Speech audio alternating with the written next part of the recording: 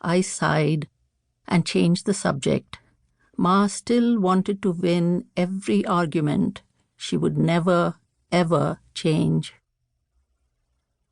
The year that I turned 6, I began to sense a strange movement deep inside Ma's body, a pulsing beneath the skin.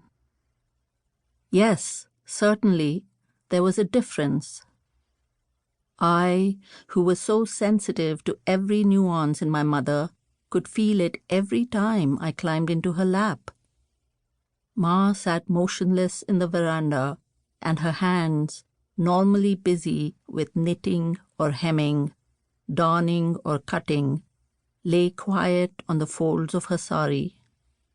She barely spoke, and I felt that if I had missed my mother before, when she disappeared into one of her moody silences, now I had lost her completely. She wouldn't allow me on her lap, pushed me gently away, pleading in a distant voice, "Baby, I am tired. Go and play." I was suffused with a helpless jealousy against this thing that had stolen Ma.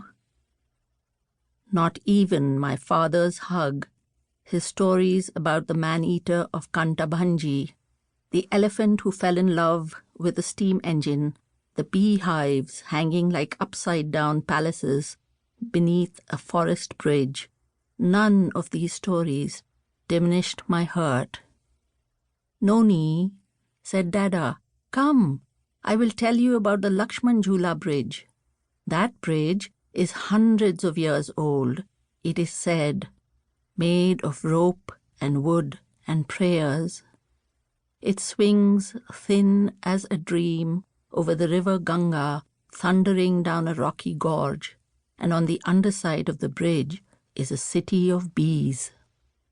You can hear their buzzing over the sound of rushing water, and you have to walk across the Lakshman Jhula without shaking it even a bit, for then the queen bee wakes up from her sleep and sends her armies after you.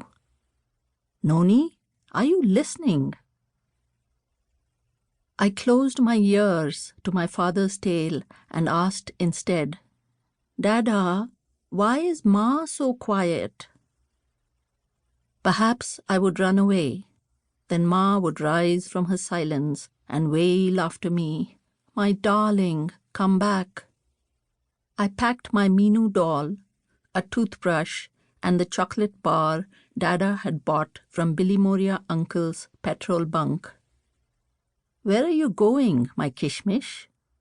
asked Linda Aya absently. Even Linda had no time for me, so busy was she fussing over Ma, who was now beginning to look like a taut and lustrous mango. "Nowhere," I said, shifting my bag to the other hand. Linda Aya looked up sharply. "Aha! What mischief are you up to, monkey child?" she asked. I burst into tears, and immediately Linda Aya became all attentive and sweet. "My Kanmani, my baby, Linda will hoof everything away," she said, wiping my face with the end of her sari, stroking my hair. "Now what is happening? Tell me." It all tumbled out.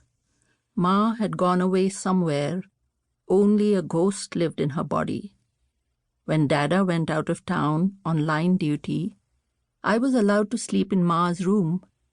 And when I woke up in the night for water or pee-pee, she was not there.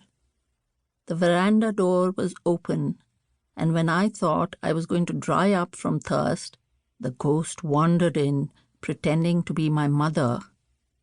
"You dream too much," said Linda Aya, her veined arms tight about my body. "Your Ma is not a ghost. She loves you still, but you are too heavy for her.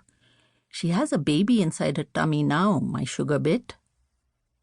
I had 3 months to get used to the idea of having another child in the house.